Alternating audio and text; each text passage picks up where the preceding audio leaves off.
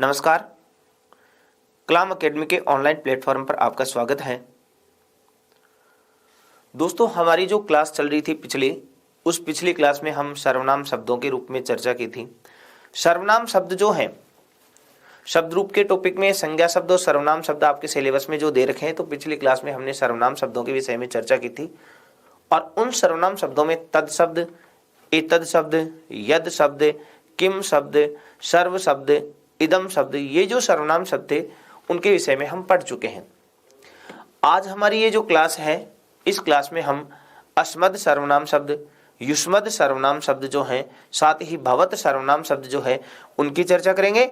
और इन सर्वनाम शब्दों से पिछली क्लास के और आज के हम जो सर्वनाम शब्द पढ़ेंगे, इन सर्वनाम शब्दों से कौन कौन से संज्ञा शब्द हैं जिनकी हम पहचान कर सकते हैं, उनकी भी चर्चा हम करेंगे। तो चलिए इसी कड़ी में बढ़ते हैं। अपने इस सर्वनाम शब्द का जो टॉपिक है या शब्द रूप का जो टॉपिक है, उस शब्द रूप के टॉपिक को हम आगे बढ़ाते हैं। और आगे वाले जो शब्द हैं उनमें सबसे पहले हम बात करते हैं अस्मद। अस्मद सर्वनाम शब्द की, और एक है दूसरा युष्मद। युष्मद सर्वनाम शब्द की। अस्मद जो है वो मैं के लिए प्रयुक्त होता है, युष्मद जो है वह होगा तू के लिए प्रयुक्त। ठीक है। अब देखिए, इन दोनों शब्दों को आपको अलग अलग रटने की जरूरत नहीं है। ये जो अस्मद और युष्मद दो सर्वनाम शब्द हैं, इन दोनों सर्वनाम शब्दों को आपको अलग अलग रटने की जरूरत नहीं है। किसी एक सर्वनाम शब्द को यदि आप याद कर लेंगे, चाहे अस्मद को याद करो और चाहे से युष्मद को याद करो, यदि एक सर्वनाम शब्द आपको याद हो गया तो उस एक से ही दूसरे सर्वनाम शब्द की आप विभक्ति आसानी से पहचान सकते हैं। पहले मैं एक शब्द आपको बता रहा हूं, फिर उससे दूसरे की पहचान कैसे करेंगे उस तरीके से हम ढूंढ लेंगे। ठीक है। तो अस्मद सर्वनाम शब्द की हम बात करें तो पहले तो वही बात आ गई अपनी, विभक्ति एक वचन, द्विवचन और बहुवचन। ठीक है। एक वचन, द्विवचन, बहुवचन, ये आप सभी शब्दों में पढ़ेंगे। प्रथमा विभक्ति की हम बात करते हैं तो प्रथमा में अहम, आवाम, वयम। अहम, आवाम, वयम प्रथमा। द्वितीय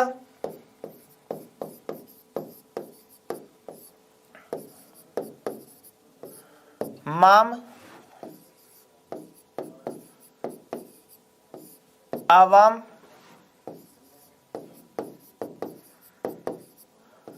असमान। या इसके वैकल्पिक रूप भी हैं।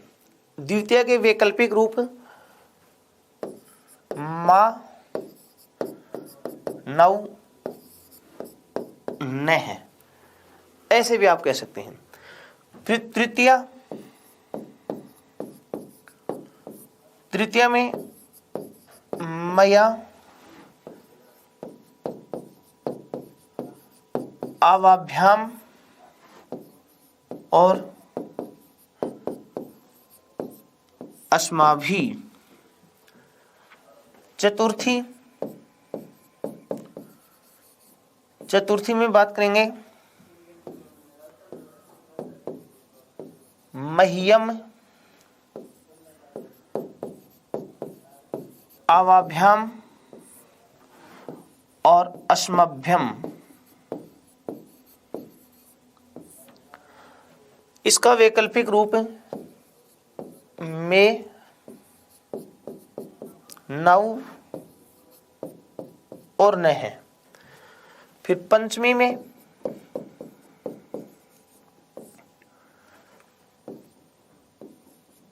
मत,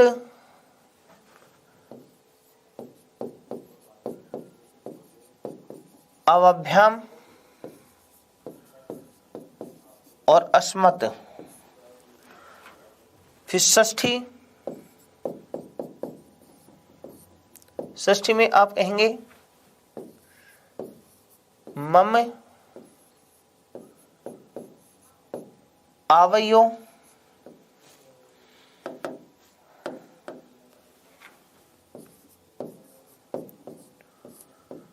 और अस्माकम।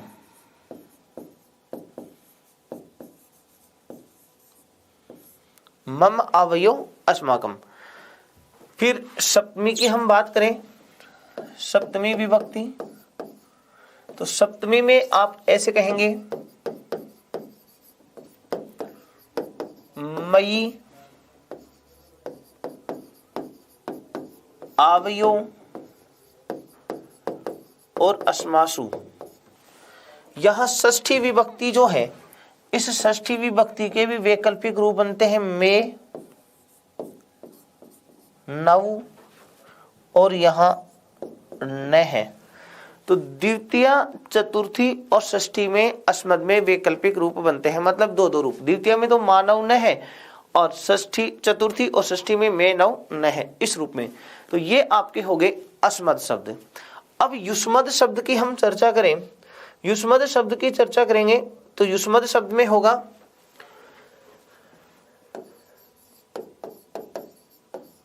युष्मद। तो युष्मद शब्द में वही विभक्ति प्रथमा,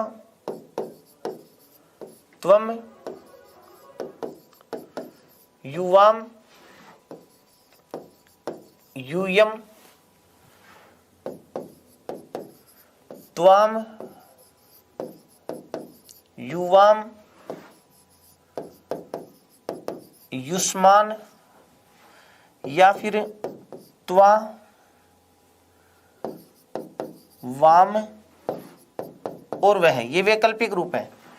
ये विभक्ति हो गई प्रथमा और ये हो गई कौन सी, द्वितीय। अब तृतीया की हम बात करते हैं, तो तृतीया में त्वया, युवाभ्याम और युष्माभि। त्वया, युवाभ्याम, युष्माभि। फिर चतुर्थी तुभ्यम, युवाभ्याम, युष्मभ्यम।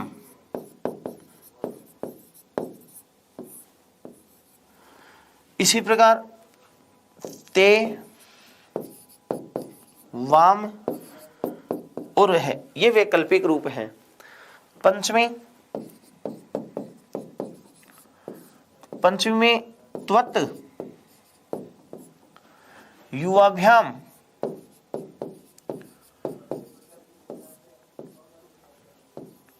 युष्मत्। षष्ठी, षष्ठी में आप कहेंगे तव, युवयो और युष्माकम।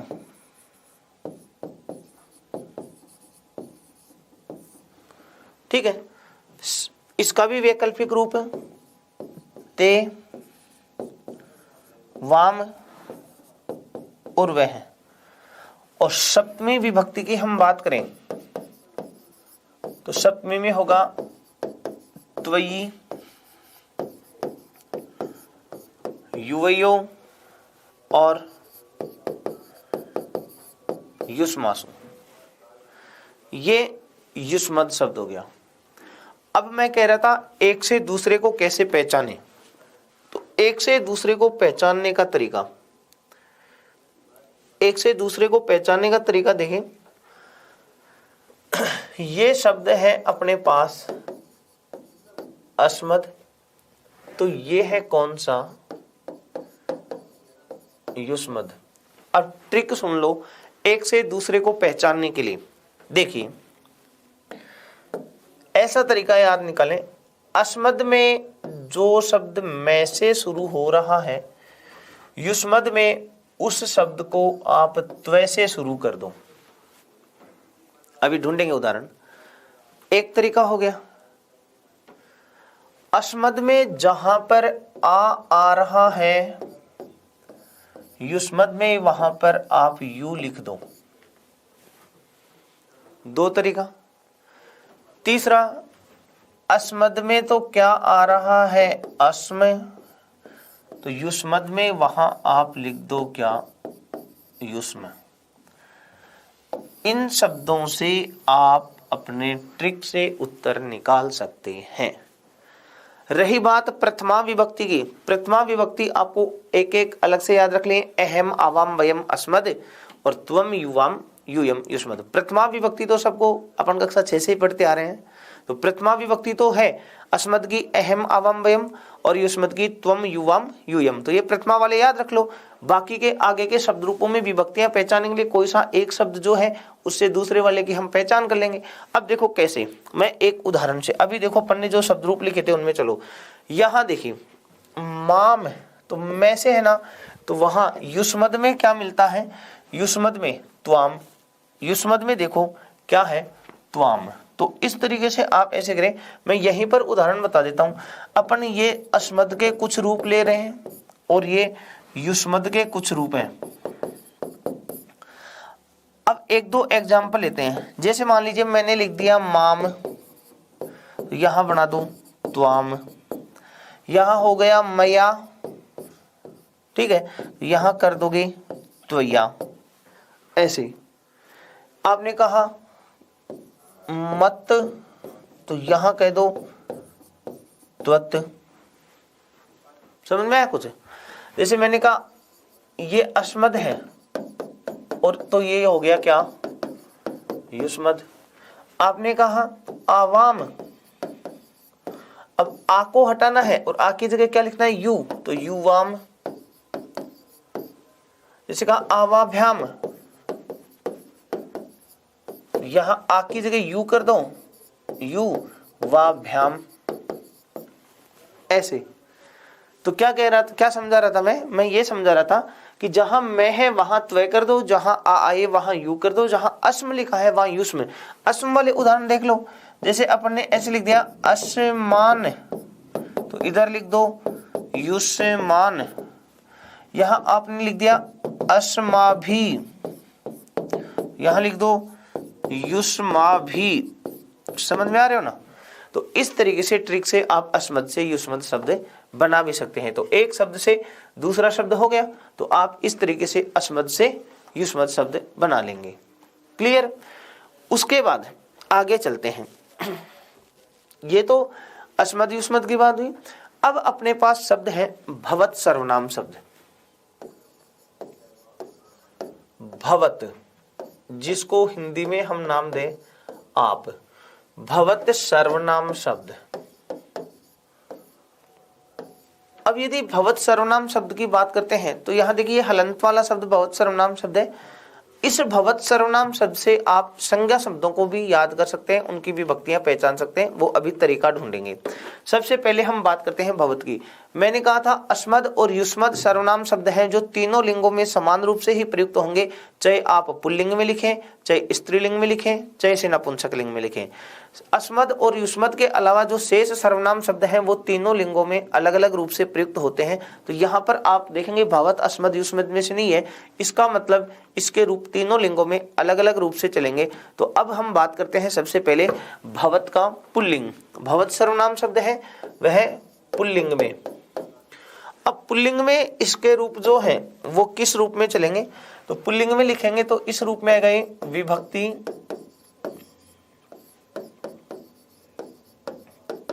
एक वचन, द्विवचन और बहुवचन।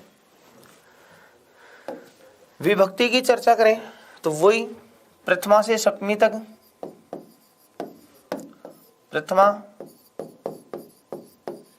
द्वितीया, तृतीया,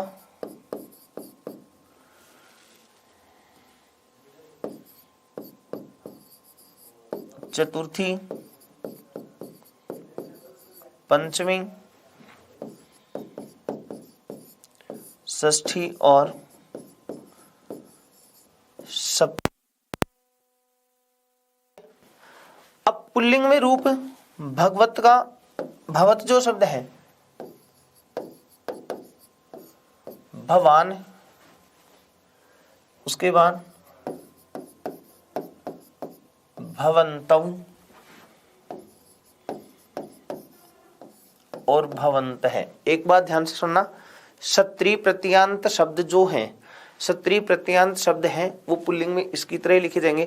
आपके सिलेबस में भगवत शब्द है, गच्छत शब्द जो है वो गच्छत शब्द भी पुल्लिंग में इसी की तरह ही लिखा जाएगा।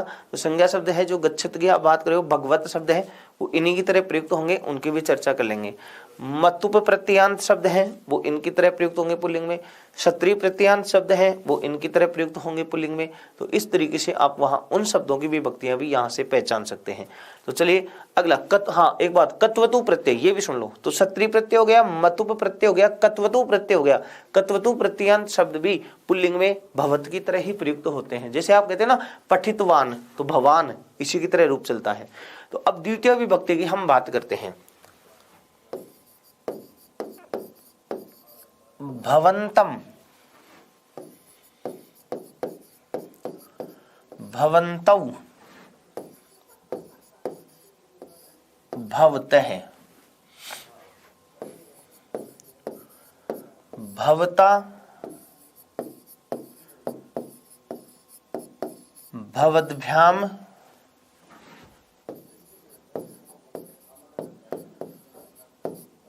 भवद्भि,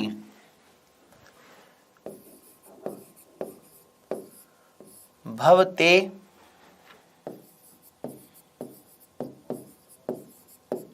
भवद्भ्याम,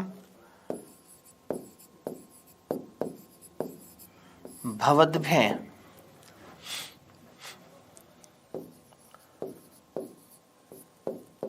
भवतः,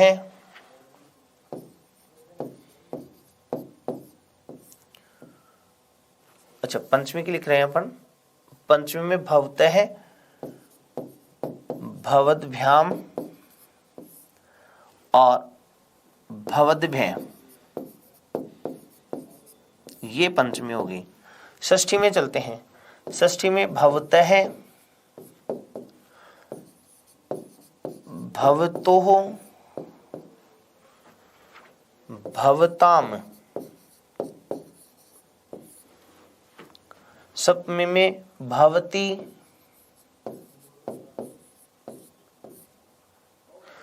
फिर उसके बाद भवतो,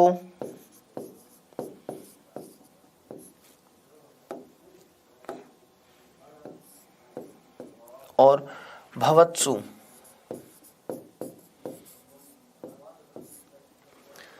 ये भवत सर्वनाम शब्द पुल्लिंग में। एक शॉर्ट ट्रिक ढूंढना, मैंने कहा भय व तय, ये है, ये शब्द रूप आपके हो ही गए ना। अब देखो मैंने कहा था सर्वनाम शब्दों से संज्ञा शब्द भी कैसे पहचाने विभक्तियां। अब मैं वो तरीका बता रहा हूं संज्ञा शब्दों की विभक्तियां पहचानने का। इस सर्वनाम से 95% शब्दों में आप देखेंगे वो लगभग तरीका यही मिलता है, क्योंकि इसके लिए हम सुप प्रत्यय पढ़ चुके हैं। और सुप प्रत्यय का जो भी शेष रहता है, इत संज्ञा लोप आदि करने के बाद अनुबंध लोप करने पर जो शेष रहता है शब्द में, वो जुड़ करके उसका रूप बन जाता है। तो देखिए वैसे भी हम याद नहीं करें तो एक तरीका है, ट्रिक जो है उससे आप सीख सकते हैं। ट्रिक जो बता रहा हूं वो ध्यान देना। यहाँ शब्द है कौन सा, भवत। भवत शब्द के लास्ट में देखो यहाँ क्या लिखा हुआ है, ये क्या है, तय। क्या लिखा है भाई, तय लिखा है। तो ये जो तय लिखा हुआ है लास्ट में, क्या वो हलंत है कि नहीं है, अंतिम वर्ण है नहीं, ये अंतिम वर्ण है ये। अगर अंतिम वर्ण है तो अब कैसे करेंगे, अगर कोई हलंत वाला शब्द आ जाए, हलंत शब्द जिसे आप कहते हैं, हलंत शब्द की हम बात करते हैं, तो हलंत शब्द में तृतीया से लेकर के सप्तमी तक, हलंत शब्द में तृतीया से सप्तमी तक हलंत शब्द जो हों उनमें तृतीया से सप्तमी तक भवत की तरह रूप बना सकते हैं। कैसे, क्या जोड़ना है, अब देखो भवत लिखा है यहां,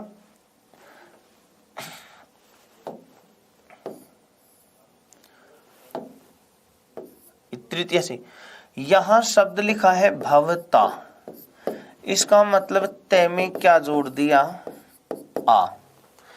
यहां लिखा है भवते, इसका मतलब ते में क्या जुड़ा हुआ है, ए। यहां लिखा हुआ है भवतः है, तो इसका मतलब ते के साथ क्या मिला दिया, ए है। फिर षष्ठी में भी आप यहां देखेंगे भवती, इसका मतलब ते में क्या मिलाया गया है, छोटी ई। आपने ये कहा भवतो हो, ऐसे कह दिया, तो ये ते में क्या मिलाया गया है, ओ। आपने कहा भवताम, सॉरी भय, भय व ताम, भवताम लिखा है, तो इसका मतलब ये हो गया कि ते में यहां क्या मिलाया गया है, आम। ये ना, ये जो ट्रिक बता रहा हूं अब उसमें सुनना, हलंत के साथ मिलाया गया नहीं है। अब देखो हलंत वाले शब्दों से हमें अगर विभक्ति ढूंढनी है, हलंत वाले शब्दों से हमें विभक्ति ढूंढनी है, तो आप क्या करेंगे, यदि आम मिला दिया तो इसका मतलब तृतीया का एक वचन, ए है तो चतुर्थी एक वचन, ये पंचमी और षष्ठी का कौन सा वचन, एक वचन, ये सप्तमी एक वचन, और ये षष्ठी और सप्तमी का द्विवचन, और ये हो गया षष्ठी का बहुवचन। ठीक है ना, इस तरीके से। नहीं समझ में आया, समझते हैं। देखो एक तरीका लेते हैं इनको समझने का। अब मैं एक भवत सर्वनाम था, मैं संज्ञा की बात कर रहा हूं, मैं ये शब्द लिख रहा हूं भगवत, शब्द आ गया जगत, भूभृत, गच्छत, आत्मन आदि, ऐसे कोई से भी शब्द आ गए, हलंत वाले शब्द आ गए ना, हलंत वाले शब्दों से आ जोड़ दो, आ तृतीया का एक वचन, ए चतुर्थी एक वचन, ए लगा करके विसर्ग, पंचमी और षष्ठी एक वचन, छोटी ई सप्तमी एक वचन, ओ की साथ में षष्ठी और सप्तमी द्विवचन, और आम अगर जोड़ दिया तो षष्ठी का षष्ठी बहुवचन आ गया, और अगर आपने सु जोड़ दिया तो वो सप्तमी का बहुवचन है। तृतीया चतुर्थी पंचमी द्विवचन और बहुवचन की बात करते हैं तो भ्याम भी और भय वो जुड़ जाता है। अब देखो कैसे, भगवत था तो आप रूप करेंगे तो भगवता, जगता, भूभृता, गच्छता, आत्मना, ऐसे। ये समझा रहा था मैं बीच में ही कि संज्ञा शब्द सर बीच में कैसे, तो मैं भवत वाला हलंत जो हो गया ना, उस भवत वाले हलंत शब्द जो हैं, तो हलंत वाले जो हम शब्द लिखते हैं वो तृतीय से लेकर सप्तमीतम इस भवत शब्द की तरह बना सकते हैं। कैसे, लास्ट वाला जो अक्षर आ रहा है उसमें आ की मात्रा जोड़ दो, तृतीय एक वचन बन जाएगा, एक की मात्रा जोड़ेंगे तो चतुर्थी एक वचन। अब चतुर्थी एक वचन बनाएंगे तो जैसे भगवते, इसी प्रकार इनके बना लेंगे। अगर विसर्ग लगाओगे जैसे भगवत है, भगवत बना दिया, इसी प्रकार ई जोड़ देंगे भगवती, इसी प्रकार ओ जोड़ेंगे भगवतो, इसी प्रकार आम जोड़ दो भगवताम, इसी प्रकार सु जोड़ दो भगवतसु। ऐसे इस तरीके से आप इनकी भी विभक्तियां पहचान सकते हैं। ठीक है ना, तो ये बीच में ही मैंने आपको तरीका बताया है, वो हलंत वाले शब्दों से किस तरह रूप बनाए। तो आप भवत शब्द जो पुल्लिंग वाला लिख रहे हो उसी की तरह बाकी के ये जो रूप हैं आप बना सकते हैं। ठीक, अब यहाँ वीडियो को पॉज करके आप ये तरीका लिख सकते हैं कि किसके रूप कैसे बनते हैं। हलंत वाले शब्दों से अंतिम हल वर्णों के साथ निम्न प्रत्ययांश जोड़ करके शब्द रूप बनाए जा सकते हैं। ठीक है, अब वापस चलते हैं अपन भवत शब्द का जो स्त्रीलिंग है उसकी ओर। तो ये भवत शब्द है वो पुल्लिंग हो गया। अब उसके बाद हम चर्चा करते हैं भवत शब्द का जो स्त्रीलिंग है उसके लिए।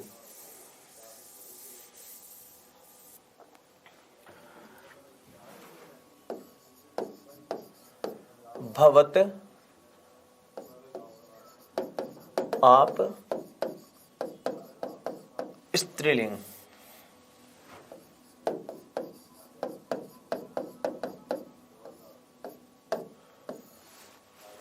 स्त्रीलिंग की बात करेंगे तो देखिए भवत का स्त्रीलिंग जब हम लिखते हैं तो भवत का स्त्रीलिंग रूप क्या बन जाता है, भवती। भवत का स्त्रीलिंग रूप क्या बनता है, भवती बनता है। अब हमें भवती के रूप लिखने हैं तो देखो रूप ऐसे आएंगे,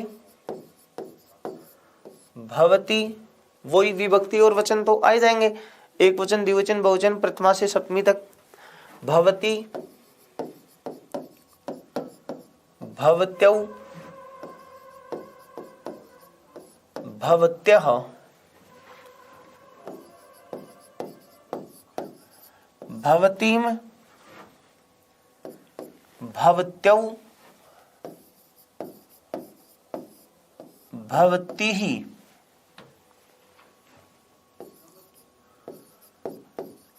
भवत्या,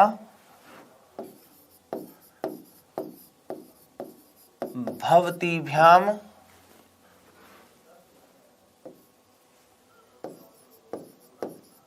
और भवती भी। इसी प्रकार भवत्यै, भवतीभ्याम, भवतीभ्यां,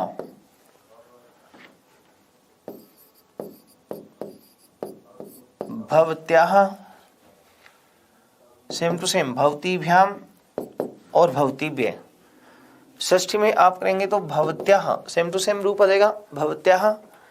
यहां हो जाएगा भवत्योः, भवत्यो, और भवती नाम। फिर आगे हम बात करेंगे सप्तमी एक वचन, भवत्याम, फिर भवत्यो और भवतीसु, इस रूप में आएंगे।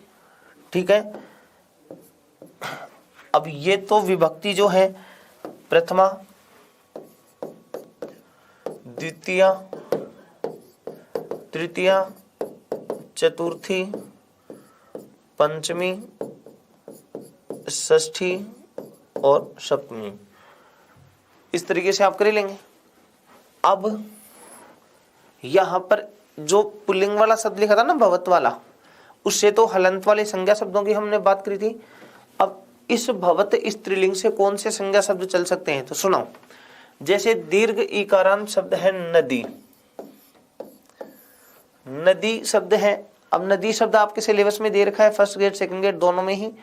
तो नदी शब्द की हम बात करते हैं तो नदी सर्वनाम शब्द आपको अलग से रटने की जरूरत ही नहीं है। नदी सर्वनाम शब्दों के लिए आप क्या करेंगे, भवत जो स्त्रीलिंग शब्द है उससे आप आसानी से निकाल सकते हैं। करना क्या है, देखो भवती, भवती शब्द लिखा है, वैसे क्या लिखा है, नदी। तो जहां भवती लिखा हुआ है वहां नदी लिख दो। अब देखो यहां पर इसको ऐसे समझो, भैवत और ई, तो नद और ई, यहां बन गया भवती और यहां बन गया क्या, नदी। यही तो है, इसका मतलब ई तो दोनों में आ रहा है। तो आपको करना क्या है, जहां जहां भवत लिखा है उस भवत को हटा दो और वहां क्या लिख दो, नद लिख दो। भवत हटाकर नद का प्रयोग करना है। ये भवत हटाओ और ये नद लिखो। ई जिस तरीके से बदला हुआ है वैसे ही बदल दो। नहीं समझे? समझते हैं। यहां क्या लिखा है, भवत ई, तो यहां लिख दो नदी। भवत्यौ तो नद्यौ, फिर भवत्यः नद्यः। ऐसे जहां भवत लिखा है ना वहां नद लिखते चलो, बाकी रूप सेम बना लो। भवतीम तो नदीम, फिर भवत्यौ नद्यौ, भवतीहि नदीहि। अब तो समझ में आ गया होगा, अब आसानी से बना सकते हैं इसका। भवत्या तो नद्या, भवतीभ्याम नदीभ्याम, भवतीभि नदीभि, भवत्यै नद्यै, भवतीभ्याम नदीभ्याम, भवतीभ्यः तो नदीभ्यः। ऐसे फिर भवत्याः नद्यः, फिर भवतीभ्याम नदीभ्याम, भवतीभ्यः नदीभ्यः, भवत्याः नद्यः। फिर देखो भवत्यो, तो यहां रूप आप क्या बना दोगे, नद्यो। फिर भवतीनाम नदीनाम, फिर भवत्याम नद्याम, फिर भवत्यो नद्यो, भवतीषु नदीषु। ये लो, भवत शब्द स्त्रीलिंग जो है वैसे ही नदी शब्द स्त्रीलिंग आ जाएगा। अंतर क्या है, अंतर क्या है वो सुनो। अंतर ये है जहां भवत लिखा है वहां नद लिख करके भवती बना है, वैसे नदी बना दो। एक बात और, ये भवत सर्वनाम शब्द है और नदी जो है वो संज्ञा शब्द है, और संज्ञा शब्दों में याद रखना संबोधन का प्रयोग भी होता है। इसलिए भवत में तो संबोधन नहीं आएगा, वो तो सर्वनाम है, लेकिन नदी में संबोधन और आ जाएगा। और संबोधन में आप रूप लिखेंगे तो हे नदी, हे नदी, फिर हे नद्यौ, जो प्रथमा है वो रिपीट कर दो, यहां हलंत है यहां, हे नद्यौ, और लास्ट में हे नद्य।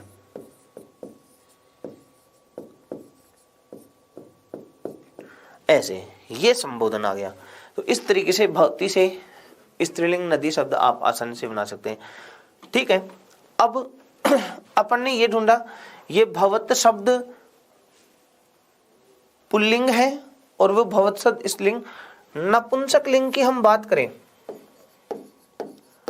भवत नपुंसक लिंग, तो प्रथमा में तो होगा भवत, भवती, भवंती, द्वितीय में भवत, भवती, भवंती, तृतीया से सप्तमी तक पुल्लिंग के समान। ये लो, तो भवत शब्द हो गया पुल्लिंग में, ये नपुंसक लिंग में, और फिर स्त्रीलिंग में तो अस्मद, युष्मद और भवत शब्द ये हो गए।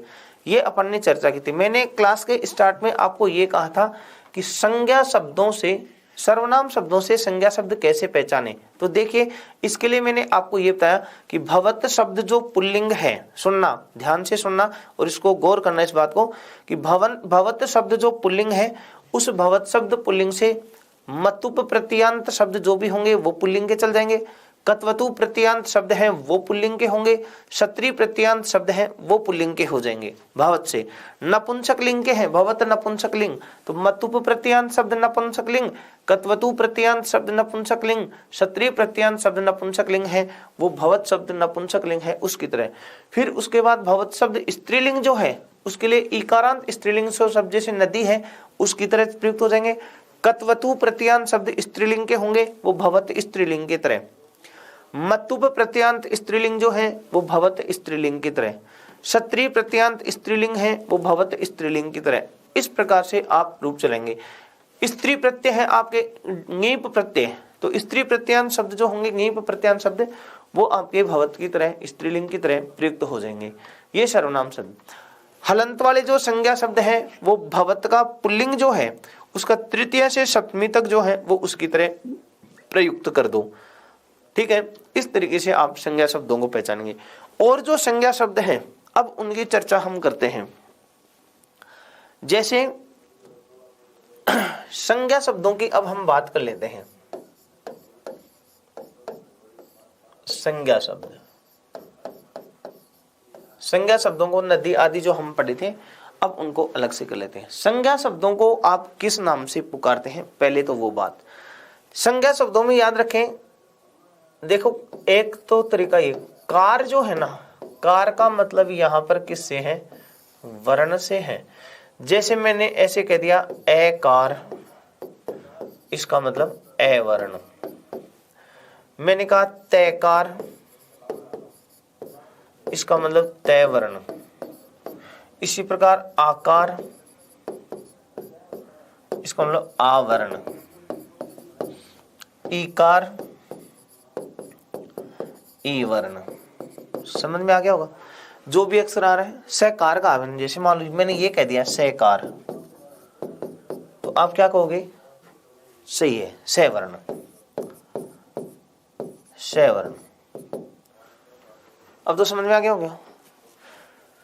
संज्ञा शब्दों को आप किस नाम से जानेंगे, जो भी वर्ण अंत में आ रहा है, जो भी वर्ण अंत में आ रहा है, तो जो भी वर्ण आ रहा है उसी के साथ में आप क्या जोड़ देंगे, अंत जोड़ेंगे। जैसे मैंने एक शब्द लिखा जो आपके सिलेबस में है, राम शब्द लिख दिया, राम शब्द लिखा हुआ है। अब राम के अंत में यहां क्या है, एकार है, ए वर्ण है ना, एकार हो गया। अब एकार आरंभ में है कि अंत में है, अंत में है, तो इसके साथ जोड़ दो आप अंत। इसका मतलब इसका नाम हो गया क्या, एकारांत। ठीक है।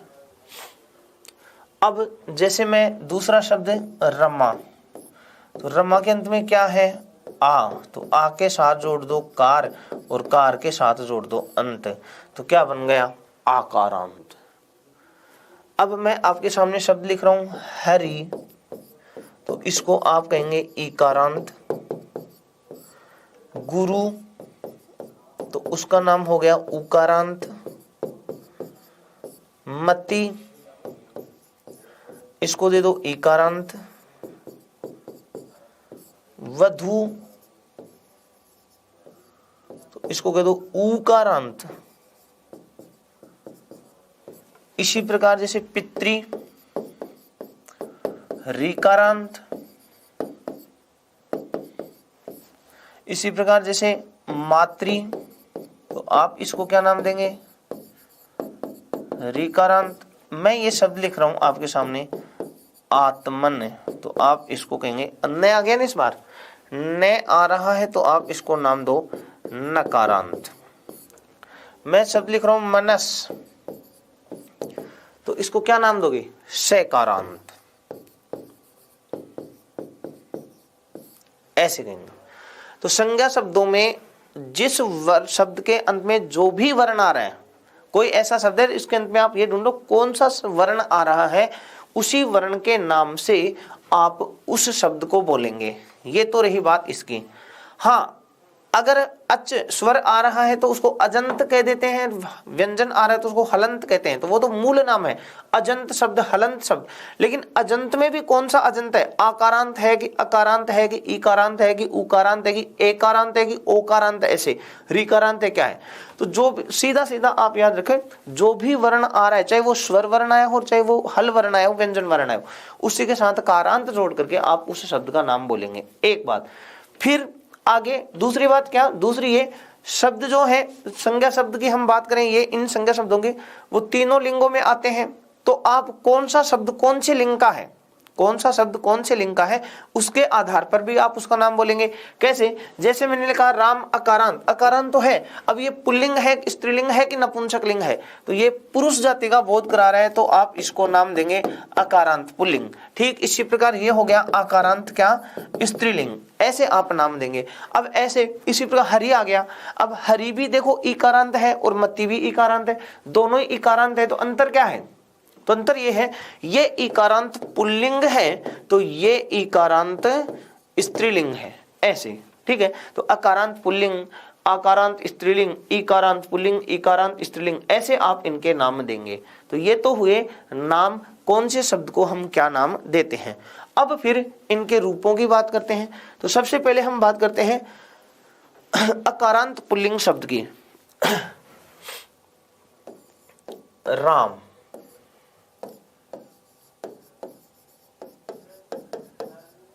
अकारांत पुल्लिंग। अगर सिलेबस में बालक शब्द है तो बालक भी अकारांत पुल्लिंग है, तो राम की तरह ही बालक, ऐसे अंत होने वाले जो भी शब्द होंगे वो अकारांत और पुल्लिंग के होंगे। ये भी सुनना, ऐसे अंत होने वाले जो शब्द हैं और वो जो पुल्लिंग के हैं उनके रूप राम शब्द के समान चलेंगे, अकारांत पुल्लिंग के। अब इसके रूप कैसे चलने हैं? इसके रूप चलने हैं वही विभक्ति वचनों में। तो विभक्ति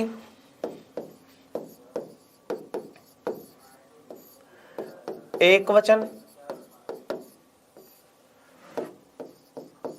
द्विवचन और बहुवचन। एक वचन, द्विवचन और बहुवचन। विभक्ति में हम कहें जैसे प्रथमा, द्वितीया, तृतीया, चतुर्थी, पंचमी, षष्ठी और सप्तमी। संज्ञा शब्द है तो यहां संबोधन का प्रयोग भी होगा।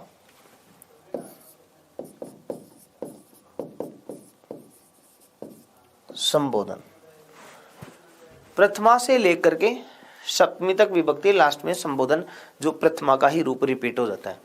अब आप अकारांत पुल्लिंग शब्द राम शब्द जो है तो वो कैसे लिखोगे? राम है, रामौ, रामः, रामम, रामौ, रामान। इस चिन्ह का मतलब तो समझते हो ना, पहले वाला जो शब्द है वो वापस वो का वही रिपीट हो जाएगा, तो यहाँ रामौ आ जाएगा। तृतीया में राम में यहाँ नय का प्रयोग करेंगे रे के कारण, रामेण, रामाभ्याम और रामई। फिर चतुर्थी में रामाय, रामाभ्याम, रामेभ्याम। पंचमी रामात, रामाभ्याम, रामेभ्य। षष्ठी रामस्य, रामयो, रामाणाम। सप्तमी रामे, रामयो, रामेषु। संबोधन हे राम,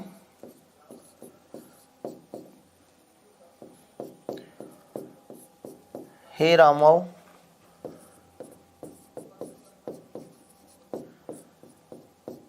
हे रामः। ये संबोधन हो गया। अब देखो, ये अकारांत पुल्लिंग शब्द हैं। अब अकारांत पुल्लिंग शब्द जो आपने इनके रूप देखो, थोड़ा बहुत अपन दिमाग लगाए तो ऐसे समझो, तद शब्द जो पुल्लिंग लिखा था, तद शब्द पुल्लिंग सर्वनाम शब्दों में उसकी तरह प्रयुक्त हो रहे हैं। एक दो रूप चेंज हुए हैं, बाकी लगभग सारे उन्हीं की तरह ही हैं। देखिए तद शब्द में अपन ने ये कहा था सह तौ, एक तो ये बदला हुआ है ते, एक तो यहां बदला है ते। सह तौ ते, तम तौ तान, तेन ताभ्याम तई, मात्राएं सेम आ रही है ना। एक ये बदला हुआ है, वहां तस्मई, तस्मई था, तस्मई ताभ्याम तेभ्य, तस्मात् ताभ्याम तेभ्य, तस्य तयो, एक ये बदला हुआ है तेषाम, तस्य तयो तेषाम, एक ये बदला हुआ है तस्मिन, तस्मिन, फिर तयो और तेषु। बोलो तद शब्द पुल्लिंग जो है ना, उससे अकारांत पुल्लिंग आप पहचान सकते हैं, मात्राएं सेम सेम। बस ये चार जो शब्द अपन ने राउंड करें ये अलग चेंज होते हैं, बाकी मात्राएं सारी आपको वैसे ही मिलेंगी जो तद शब्द पुल्लिंग में थी। ऐसे ही तद शब्द स्त्रीलिंग में जो मात्राएं अपन ने ढूंढी थी वो आकारांत स्त्रीलिंग शब्द जो होंगे उनमें, तद शब्द जो नपुंसक लिंग था उसी की तरह अकारांत नपुंसक लिंग। जैसे मैं यहां आपके सामने एक शब्द लिख रहा हूं फल शब्द, इसको आप नाम देंगे अकारांत, लेकिन लिंग कौन सा देंगे? नपुंसक लिंग, अकारांत नपुंसक लिंग। अब इसके रूप आप इस तरीके से चलाएंगे, विभक्ति तो वही रहेंगी, प्रथमा फलम फले फलानी, द्वितीय में फलम फले फलानी, तृतीया से सप्तमी तक पुल्लिंग के समान। पुल्लिंग कौन सा? सीधा लिख लो अकारांत पुल्लिंग के समान, अकारांत पुल्लिंग, मतलब जैसे राम शब्द लिखा है के समान होंगे।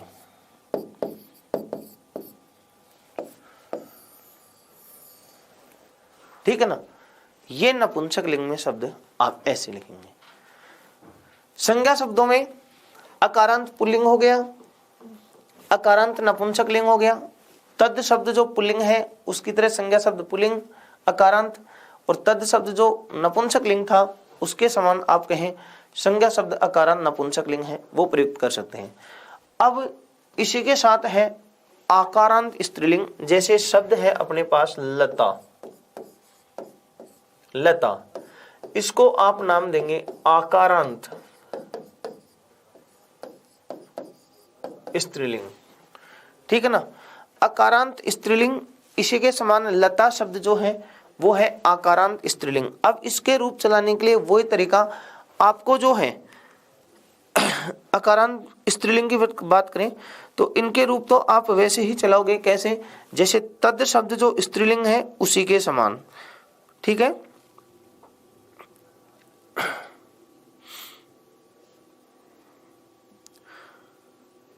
अब बात करते हैं हम अकारांत नपुंसक लिंग की, आकारांत स्त्रीलिंग की। तो आकारांत स्त्रीलिंग में रमा शब्द कह दीजिए, आप तद शब्द कह दीजिए, तो वो जो है तद शब्द रमा शब्द वो इसी की तरह ही प्रयुक्त होना है।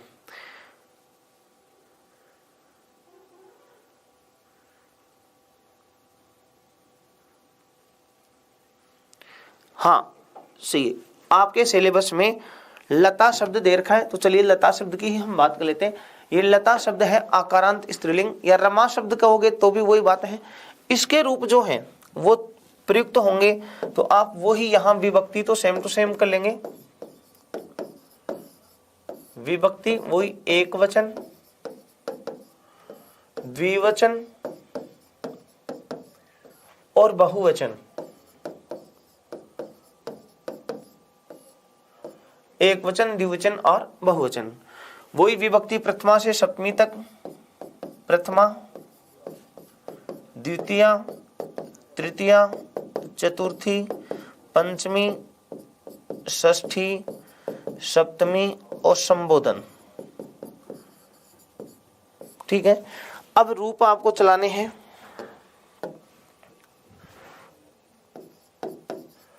लता, लते, लताः, लताम, लते, लताः, लतया, लताभ्याम और लताभि। ठीक इसी प्रकार लतायै, लताभ्याम, लताभ्य। पंचमी में लतायः, लताभ्याम, लताभ्य। षष्ठी में लतायः, लतयोः, लतानाम। और सप्तमी में लतायाम, लतयोः, लतासु। आ के कारण दंतेश है। संबोधन में हे लते, हे लते, हे लते, हे लताः। यहां देखिए प्रथमा संबोधन का एक वचन और संबोधन का द्विवचन सेम सेम है। अब इसी की तरह लता के समय रमा,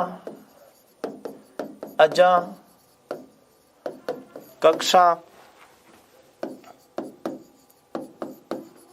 मक्षिका, विद्या, जो भी शब्द आ रहे हैं जो आकारांत शब्द होंगे, अध्यापिका, शिक्षिका, ठीक है ना। तो आप ये बात कहें आकारांत स्त्रीलिंग शब्द जो हैं वो इसी की तरह प्रयुक्त होंगे, रमा के समान, लता के समान। आदि, आदि जो आकारांत शब्द हैं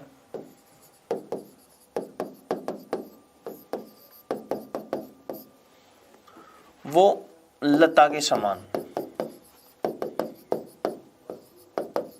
ये लता के समान ही प्रयुक्त होंगे, ठीक है ना। अब एक ट्रिक निकालते हैं,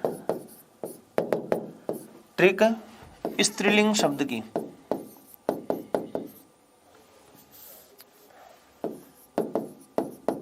स्वरांत स्त्रीलिंग शब्द की,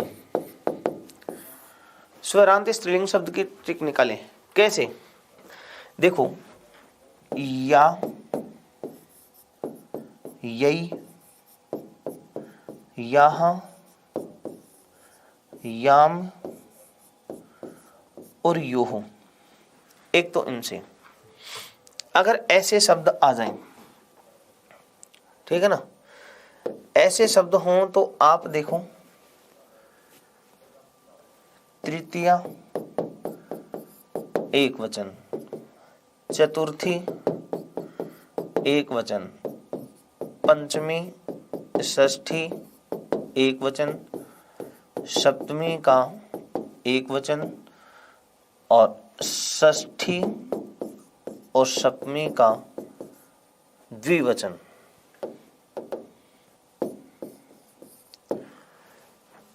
इनसे पहचान सकते हैं।